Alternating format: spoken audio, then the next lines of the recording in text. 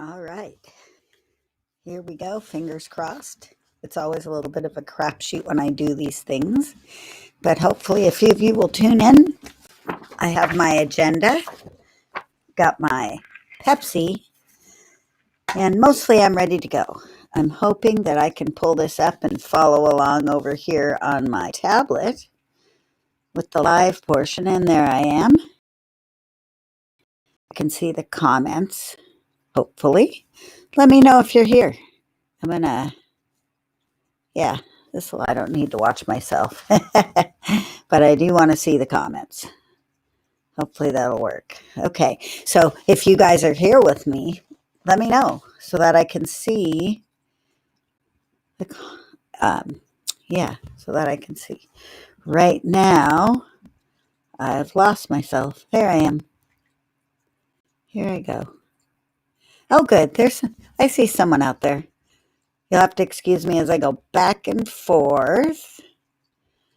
And no, I don't need to do that. Okay. Good morning, you guys. Nice to see you all with me. Comment if you can so I can see if it'll pop up for me. Hi, Angela. At least, okay, well, there's a comment. Now, why can't I see it? Maybe I have to go smaller. Hang on. This is the crapshoot part of the show as I try to figure out how to see the comments. Oh, okay. Now I can see the comments. Apparently, I have to be that way. Okay, just a second as I do the little song and dance here. No. Okay. All right. Whoops. Okay. And are you guys enjoying watching my shoulder? I hope so. Okay, come on. Trying to get to where the comments are. But it's just not. Let me see the comments. Okay, I'm going to have to do it this way. They came up that way. Yep, there they are. Okay. Hi, you guys. Thanks for being here. Okay, I'll try it now. Get your shit together, Susie. All right, here we go. Hello, Groom Pack. Welcome to episode 283 of the GroomPod. Brought to you from Seattle, Washington on January 17th, 2000. Oh my God, I've already this over again, you guys. Hello, Groom Pack. Welcome to episode 283 of the GroomPod, recorded on January 17th, 2021 in Snohomish, Washington. This podcast is brought to you by listener support and through our kind sponsors, Best Shot, Show Season, Evolution Shears, The Absorber Towel, Stasco, Cherrybrook, and Chewy. This week, we're talking about fires. Dun, dun, dun. You can find us on Facebook at our Facebook group that you're all listening to right now. So probably didn't need to say that. Hey, I wanted to give you an update on the absorber towel. I have been thinking about it, and I'm currently not sporting any Band-Aids, and I do think it's because of the absorber towel. So just an update. And speaking of the absorber towel, I will play the ad right there. Okay, so my grooming week was absolutely uneventful, which, you know what, that's not so bad. I'm okay with it. Well, I should say mostly uneventful because I did try to set the trailer on fire because, I wasn't having enough fun. But what I've noticed lately is that a lot of people are moving out of our area. And I've also had a lot of deaths, kind of two things all combined at once. A lot of move out and a lot of deaths. So the fact that I added a few people, even though I have new people anxiety, still probably worked out okay. So I did a new cockapoo in the neighborhood for a really nice family from India. And the dog was like 15 years old and really awesome. And then they went and put up a review, I'll call it a review, and a thank you on Nextdoor, and now I'm being inundated with new dog offers, even though I can't really take them. But many of you know I kind of maintain a mobile grooming list. So I do have places I can refer people to, so that's what I'm doing. But, be careful what you wish for. I didn't particularly want a review to go up. I was just being kind because he's pretty close to my house, and he put it up, and now, landslide. But that's all right. I mean, there's worse things that I could have going. So, where's Barbara, you might ask? Well, she's doing her Coat Care seminar today. And of course, she was still working on it last night. So, I figured there's no way she could do both anyway. So, I fly in solo. And I took last week off, which was fun, but I always feel super guilty. I know I shouldn't feel super guilty. Hi, Donna.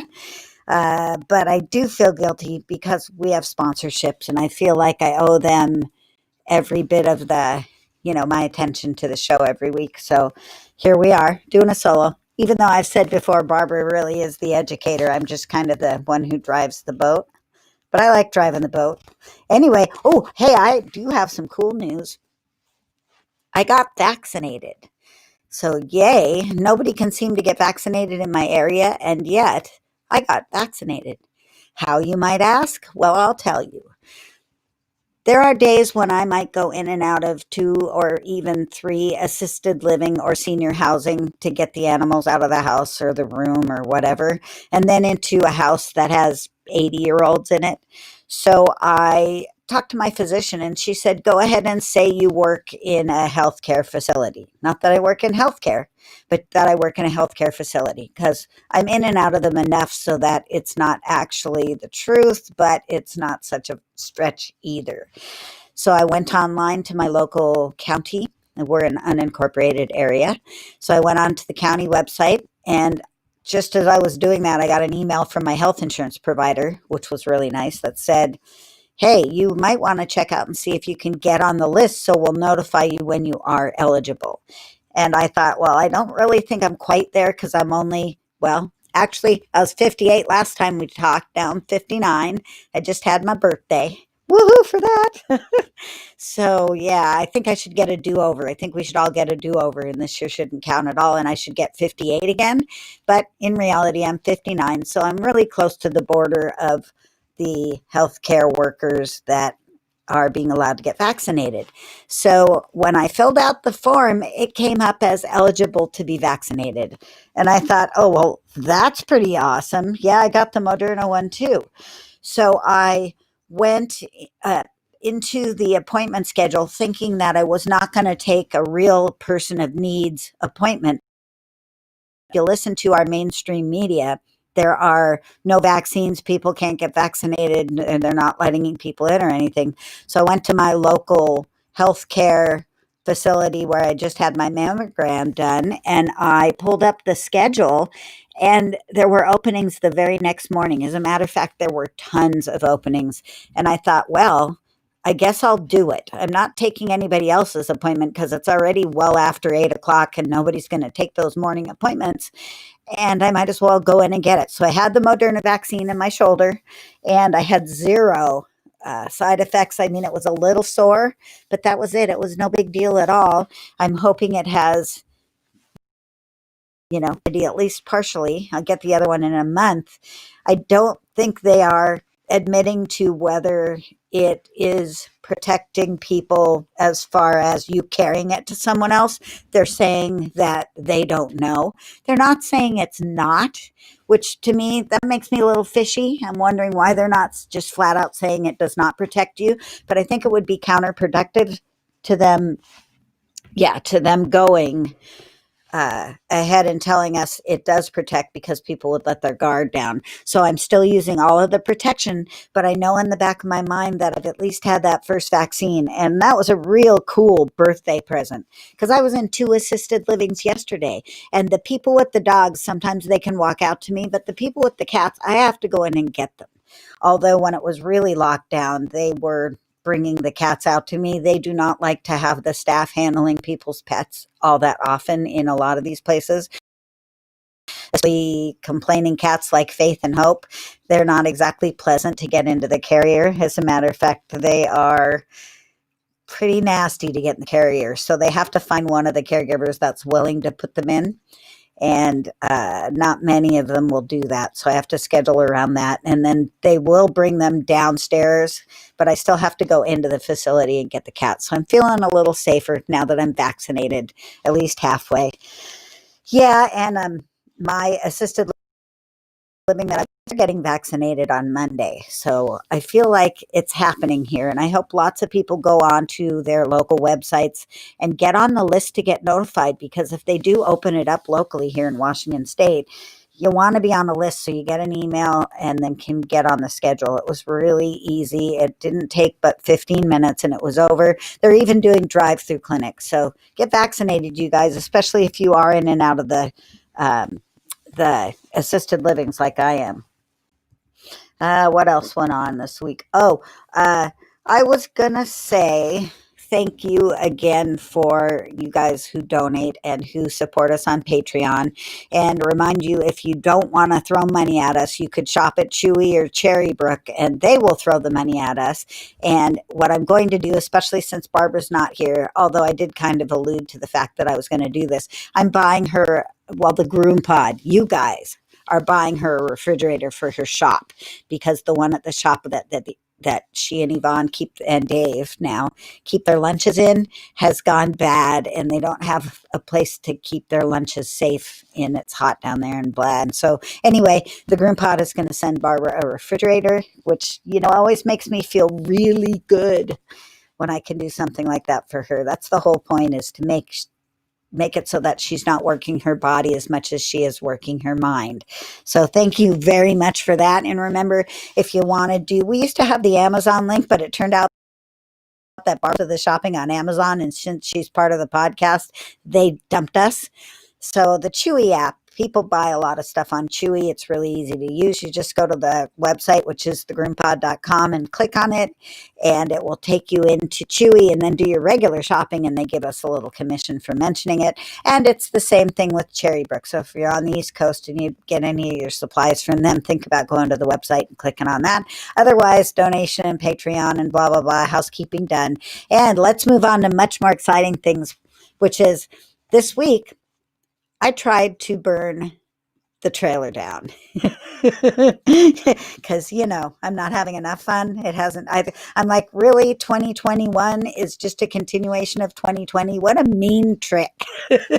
So I had a golden retriever in the trailer, and when I'm working, especially in the middle of the winter when it's raining out, the trailer is just a gigantic fog bank. The dog is standing in front of me. I can kind of see it through the fog, but I can't see the other side of my tiny 8x6 trailer. I don't have a vent fan. I just have a vent. And I have windows and a door, but in the wintertime, it's too cold to open them. And it's kind of counterproductive to my drawing. So I leave everything shut up tight, and I work in a fog bank. I have two windows on either side of my bathtub, so I can see outside. Ooh, I'm wrecking the joint here. So I can see outside, but I have condensation over my windows especially after the bath. So it's all steamy, and I'm drying the dog, and I look out my left window and I think, that looks like smoke. And then I turn back to the dog and I continue grooming. Grooming away. And then I went, wait, oh my God, that's smoke. That could be me. That could be me. And I flung the door open and I looked outside, and my shore power cord was melting. Smoke was coming up out of the outlet, and a little bit of flames. So I had the dog tied in the bathtub, and it's difficult for them to get to the edge when they're tied in there because it's a framed in bathtub. That's a whole nother day. You can watch my video of the trailer to see that, but they can't really step away to get out of the bathtub. So I left the dog in the bathtub, and I ran out and I cut my generator. It was a generator stop, and cut the generator power. And I have, which is naughty, an extension cord going into my extension cord. And I pulled those apart. Actually, probably saved me because the first thing you want to do with an electrical fire, turns out, is to cut the power. Sorry, my glasses are so dirty. It looks like my eyes aren't even open. Anyway, you have to cut the power to the electricity. And so I did. I pulled the cord apart and shut the generator off. And then I went to the outlet and I pulled the cord out of the outlet as it was burning and melting. And very luckily, the outlet itself did not it had some damage. I put the pictures up on Facebook. So if you go to our group and scroll down on the feed, you will eventually see my extension cord melted and my outlet melted. And if it had If I had not gone outside and looked and seen it melting, it could have melted the outlet and then caught the insulation between the walls of the trailer on fire. And at that point, it would have been a total loss, and I would have been lucky to get the dog out before it goes up in flames, because it can take only 30 seconds for that insulation to become fully engulfed, and it's between the walls of an aluminum trailer. It would have been really bad. And even more shocking, probably, is that even though there's not really a lot of openings between the interior of the trailer and the wall of the trailer, I bet the thing is insulated with dog hair. Dog hair gets into every spot you can imagine. You don't even think it's in there, and it crams in there. And I bet the interior walls of my trailer are full of dog hair. And guess what? Dog hair and cat hair goes up instantly.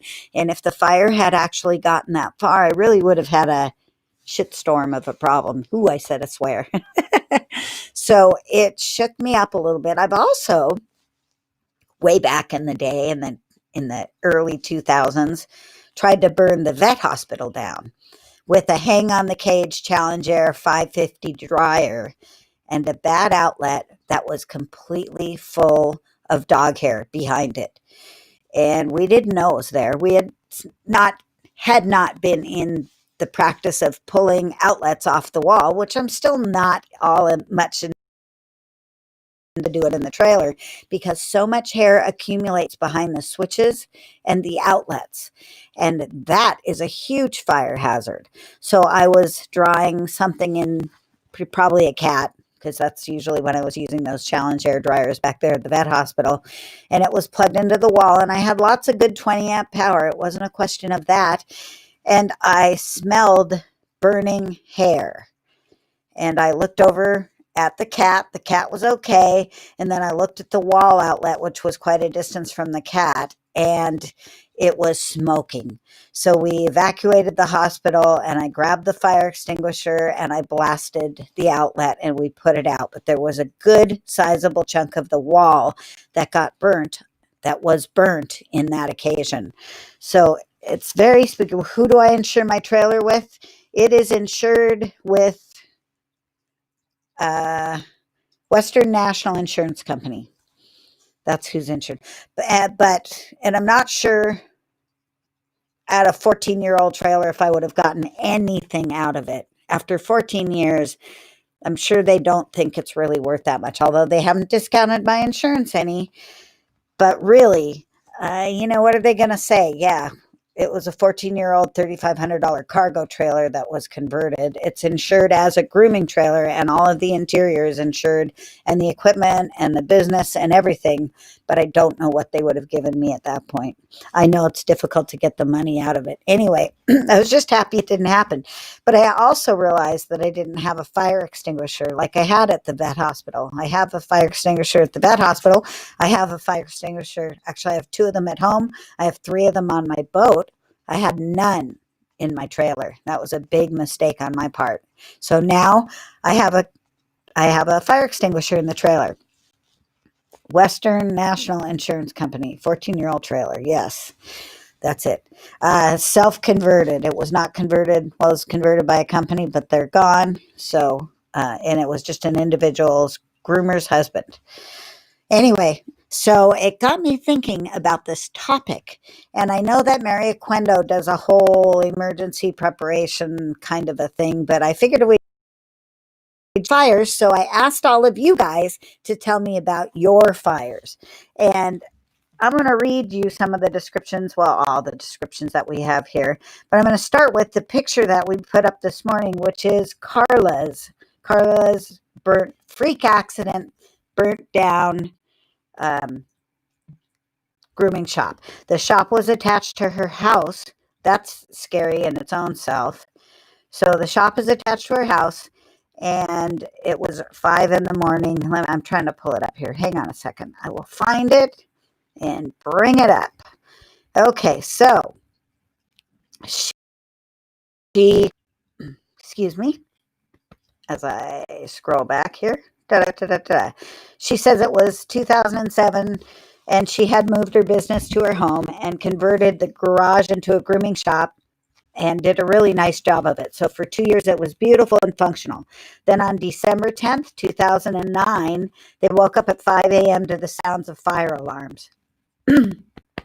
Excuse me. It was dark and the power was out, so we were scrambling to get dressed and figure out what the hell was going on.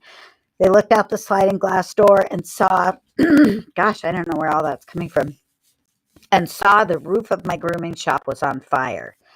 So some good Samaritan had walked by and seen it and called 911, and they were all able to get out okay. But as you can see by the pictures, it was a complete total loss. Her shop was completely destroyed, and she was really lucky that it didn't jump over to her house. And the fire department couldn't really figure out what it was, but they said that it was likely that some rats had chewed some wires and maybe that had caused a short. But I would venture to guess it was dog hair making a connection. Dog hair connects circuits, and if there's an arcing circuit, the dog hair will connect it and start the fire instantly, which is what happened at the vet hospital in the wall outlet. And that's part of the problem, is it's a wall outlet, so you're not able to see it for the most part. Okay, back over to the Facebook group. Fire extinguisher, yeah, in the trailer. Yeah, it's already there. Yeah, I went and got it that same day on the way home. I'm no dummy. Well, I was a dummy, but I fixed it. I'm only a partial dummy. All right, back over here now to the. I just look at her pictures and they're just astounding that anything was, that it didn't go over to the house. I mean, wow. Okay, going on to Nancy's mobile van burned. Abby Haverson's van burned. Yeah, vans burn. Vans and trailers do burn down. We're dealing with a lot of electricity, a lot of dog hair, and sometimes gas generators or diesel, well, not so much the diesels, but the gas, inverters, batteries, all of that. So Barb Hoover said, I almost had a fire. She said, I had an outlet short. Thank God it was happening while I was at work. I was able to cut the power before the smoke turned into flames. See, there you go again. Remember, cut the power to the fire. If you can, flip the circuit off, turn your big circuit, power circuits to your building off. In my case, pull the cord out, shut the generator off. Make sure you always do that. Yeah. Oh, Tracy's just, that's interesting. Probably not much dog hair. It was only 2 years old, and we stripped the walls down to the studs. Well, it's amazing how fast it gets in there. I would agree, probably not a lot, but all it takes is a little bit. But who knows? Rats chewing wiring, loose wiring. I watched a bunch of YouTube videos this morning about loose wire connections. You know those little caps that you plastic put on the ends of two wires and twist? Well, if those are loose at all, they can start a fire. And if you're not paying attention, that fire will start in the wall and you won't even know it's happening until your house is burning down. It's freaky. Freaky, freaky. So Brianna Morris says, I had a groomer's clipper heat up and start melting the case. They were just plugged in and sitting on her station. It didn't start a fire, but it could have. Come to find out, it was common with this type of clipper she had. I will try to figure out the make and model, and next time she goes to work, it was a few years ago. That's good. I'd like to know what that was. Yeah, clippers melting, that's scary. It happens. I had my dryer explode and catch fire. A handheld portable dryer, and it actually exploded out the back, and the fan hit my face. You might remember that a few years ago, the real loyal listeners. Popped into my face, and I unplugged the dryer, and it smoked and flamed, and I don't remember if it flamed. It smoked, though. It would have flamed. That was pretty spooky.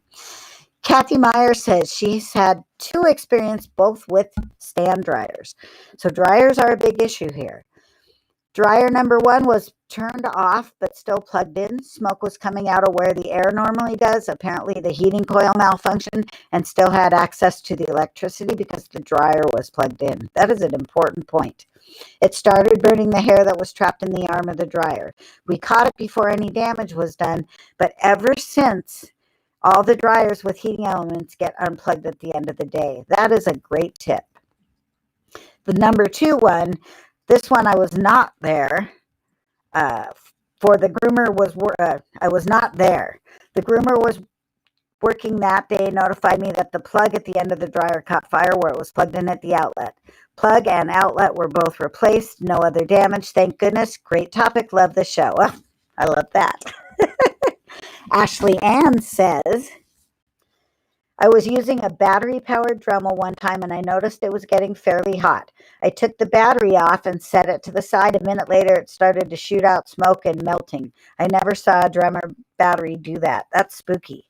When I was a baby groomer, I used the blade cleaner. You dip your running blade into it and it got in the motor and blew out a little puff of smoke as I was shaving a dog sanitary trim. That would be both freaky and kind of funny. I do have a little warped sense of humor, though. Andrea Parsons said, did not cause a fire, but I had a gas can that burst in the back of my truck. I've had nightmares about my trailer burning up and or rolling away. Hey, I often wonder about people that leave their generator running in the back of the pickup truck. I have never left a generator running while I was driving because it's in my cab and it's in the Explorer, so I would asphyxiate myself with carbon monoxide. But I can't imagine even why you would leave your generator running as you were driving. I think that's probably, well, I don't know. I have no idea if it's bad or not, but I wouldn't do it. Anyway, Amy Remy says Amy Lynn had an electrical outlet catch fire-ish when I was in a shop. Shop was dirty and had hair all up in the outlet. See, that's the problem. Either hair or a bug. But since I've always been good at fixing things, I ran out, got a new one, and installed it myself. If you catch it right away, just like on my trailer, it was $11 and 20 minutes of my husband's time to redo the outlet. But that's only because it never got past the outlet. As long as you can catch it, it's not difficult to do wiring. YouTube is your friend.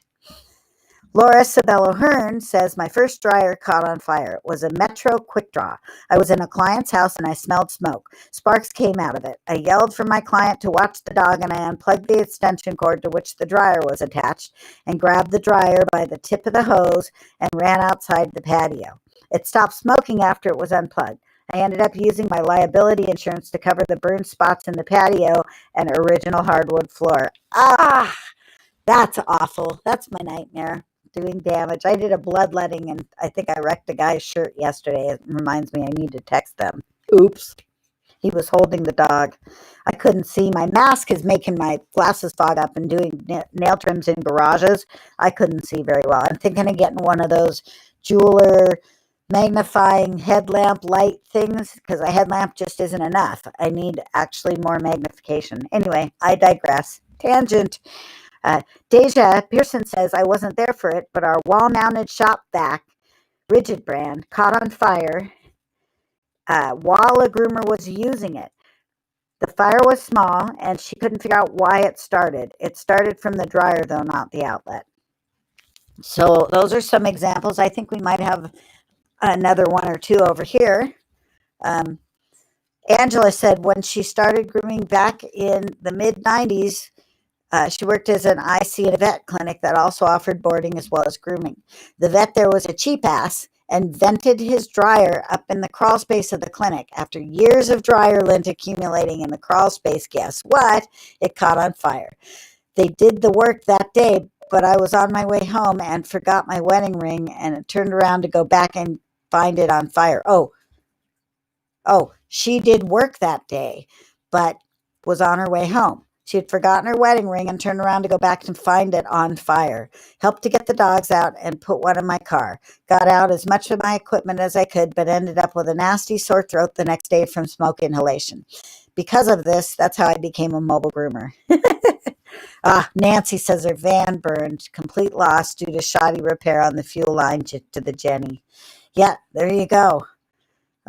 So that is what can happen. Those are some horror stories. Luckily, we all lived through that. I've known in the past, I've heard really bad mobile fires. So let's take a quick break. Well, we won't take a break here, but we'll take a break on the podcast. And then we're going to come back and talk a little bit about, what are we going to talk about? Where did I put it? I don't usually work off of paper. This is horrible. Peek behind the scenes. And my pages are all messed up. That's probably why. Okay, we're going to talk fighting fires. There it is. I found it. It's on here. I'm always out of sorts when Barbara's not here. Okay, so now you've had a fire, or actually, let's say you are on fire, whatever it is, your trailer or your shop or your piece of equipment is on fire. Well, not so much if it's a little fire, but if it's a big fire, the first thing you're going to do is what? You call 911. Call 911 if your facility is on fire. If it's in the wall, better to have a false alarm and have them come out and you get to see the good looking firefighters, because isn't that always fun, rather than having to lose your whole building. You know, they're going to come out, they'll lecture you, you might learn a little something, and then you can go on about your business. Don't take a chance. The next thing to know about grooming fires is that the likelihood is going to be that it's an electrical fire, because that's what we work with. We work with electricity and hair. And fires, basically, you need to have oxygen and you need to have heat and you need to have fuel. And hair is really good fuel for fires, and electricity is really good heat for fires. So we live in an environment and work in an environment that is conducive to having fires. So we need to know what to do. So after you've called 911, you need to know, don't use water on an electrical fire. Why, you might ask? Apparently, you can spread the fuel and make it worse, for one thing. And also, if it happens to connect in just the right way, you can actually get a pretty decent shock. And if you go onto YouTube and Google electrical shock from water, you will see a firefighter who gets quite the zap from fighting an electrical transformer fire with a fire hose. I'm not saying it's going to happen, but the possibility is there. More likely, you're going to spread the paper or wood or hair out, and it might catch fire more to other places in your facility. So they say don't use water on an electrical fire. What can you use, though? Well, you can use baking soda. Baking soda is a good thing, especially for those small fires. But the most important thing to do, I skipped a step. Don't skip steps.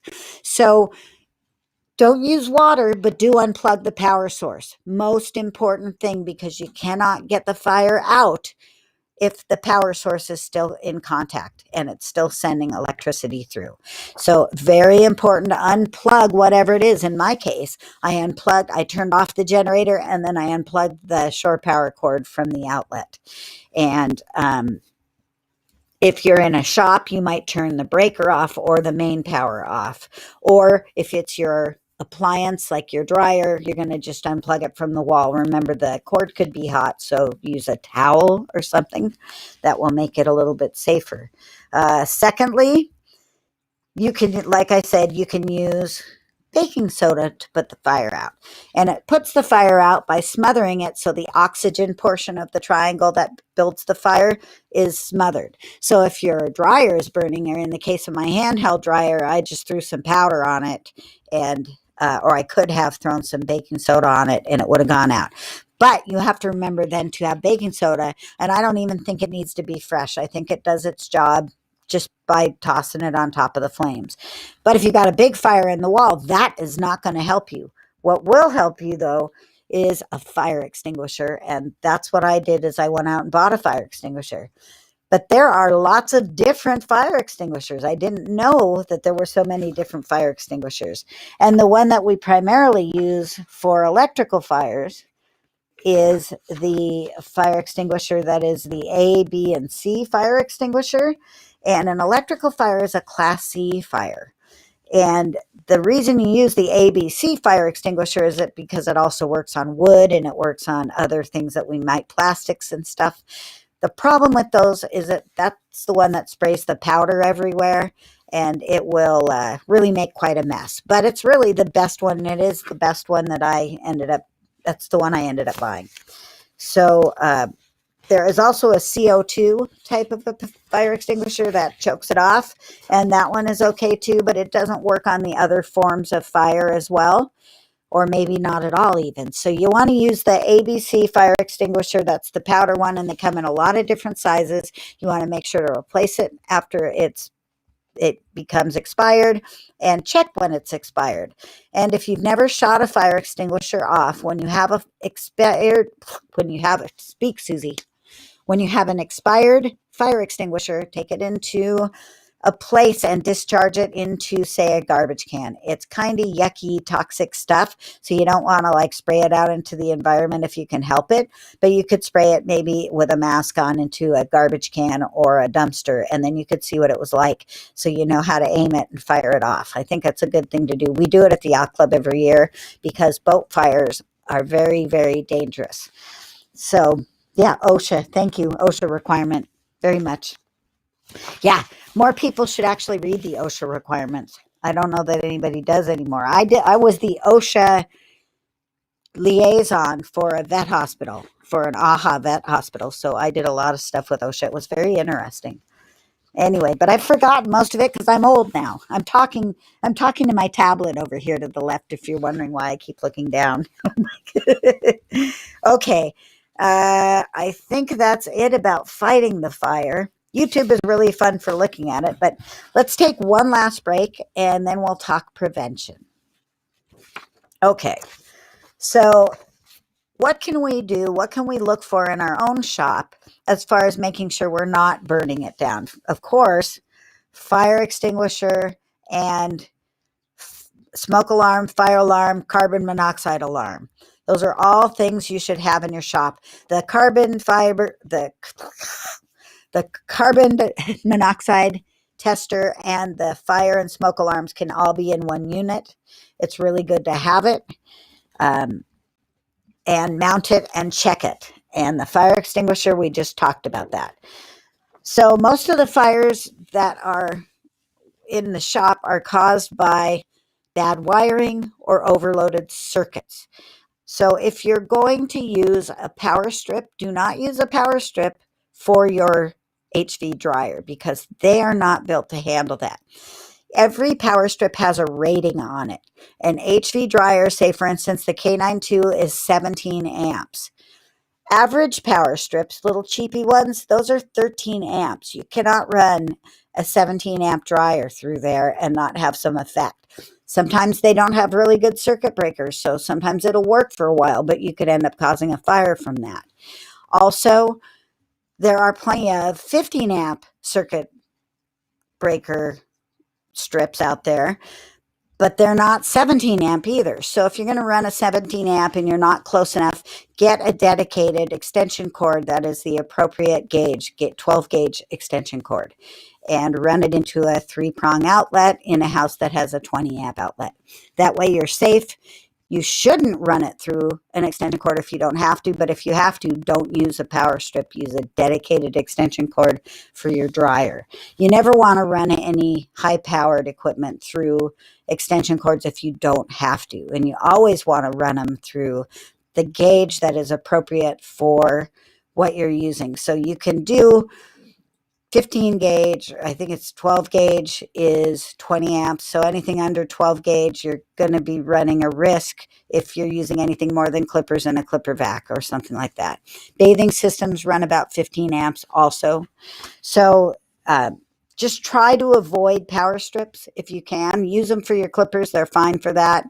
And for lights and things that are light power use, but don't expect them to handle heavy power use. You could definitely cause a problem that way. Also, extension cords are rated. That's what I'm saying about the gauge wire. They're rated, so make sure when you purchase an extension cord that you look and see what its rating is, as well as if you're using a power strip. Inspect the cords of your equipment. Inspect the cage dryers. Inspect the cords to your stand dryers. Stand dryers seem to be problematic. Inspect your handheld dryers. Inspect the cords to your clippers. And really important, inspect your washer and dryer cords as well, because every one of these cords after use, especially with things like dryers where you're plugging and unplugging them and you may not be diligent in holding the plug as opposed to pulling it from the cord. You will eventually make a separation there, and anywhere there's a separation, there can be arcing. Anywhere there's arcing, there's a potential for fire. Make sure you are diligent about that. Also, really, really, really important that when we're using these pieces of equipment like clipper vacs or dryers or clippers with vents, that you keep those vents clean and clear and change the filters.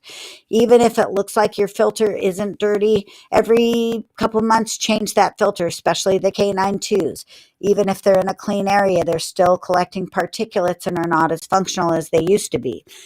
Those ventilation areas are very important for keeping your equipment cool. If your motor gets hot, that's part of the triangle of a fire. So you want to make sure that they're running efficiently and that there's no hair buildup either inside the motor or on the outside of the filter. The way to do that is by keeping your filters clean and keeping filters on your equipment if they're meant to have a filter. It's actually quite stunning to see how much hair gets into the interior of a K92 dryer, a place where you think there is no way for it to get in there, and you pull a motor out and there's hair everywhere in that motor, sometimes even binding it up so they can't turn.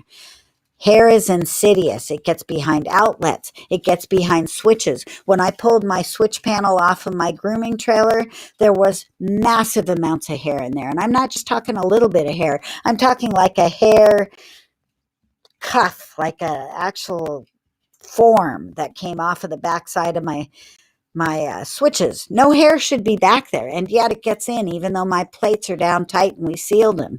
There's hair gets everywhere. So make sure that you're checking and cleaning your filters on all of your equipment. Make sure to keep all combustible, bleh, you're not a combustion engine, combustible items away from electrical outlets and away from the backsides of your dryers. Keep their space so that they can actually intake that air that is so vital to keep the engines cool. And use GFCI outlets. A GFCI outlet will prevent the fire from getting the electricity from continuing to feed the fire by shutting it off at the outlet. Now, you have a circuit breaker. The circuit breaker is supposed to flip when there's a power surge, but it will not flip when your outlet is burning. That's what the GFCI is for. They're super sensitive, and they'll cut the power right away and probably save burning down. If you're a house call groomer, a client's house, or a mobile groomer, somebody's outlet in the garage, and in the case of your own shop, it may be the whole entire building. GFCIs are important. It's not just about water, it's about fire, and all. Make sure that your wiring is good. Like I said earlier, if you use those little caps on the wiring behind your outlets and the wiring gets loose, it'll burn up and your wall will burn up and you may not even know it because your outlet will still be functioning right up until that wall catches on fire, which is what happened to me at the vet hospital. That dryer was still running while the wall was burning. You don't want that to happen. If we'd had a GFCI there, it would have probably not gotten as bad. We did have to replace a little bit of the wall back there. Okay. Cords by tubs. Yeah, absolutely. So one last thing I wanted to add is that when you are making your own, I don't know if you guys can hear my bird going crazy on his toy over there. I apologize if you do. What was the last thing I was going to add? Now I forgot. Oh, commercial bathing systems are built with GFCIs that are meant to be near and around water.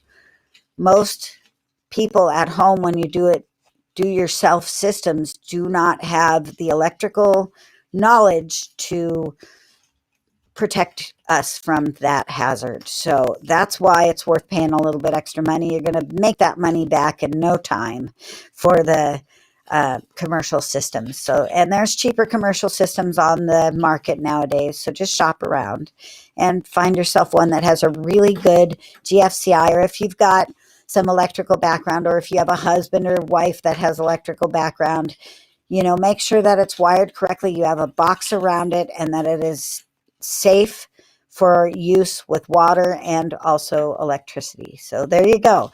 Anything else anyone would like to add to that? I really appreciate you guys being here with me because it didn't feel quite so alone. But I will edit this up and then post it as a regular podcast as normal. I hope Barbara's seminar is going really well, and I hope you guys are having a great week and new year, and that we continue to vaccinate everybody. And that's it. Happy grooming, everybody. We'll see you next week on the Groom Pod. Bye.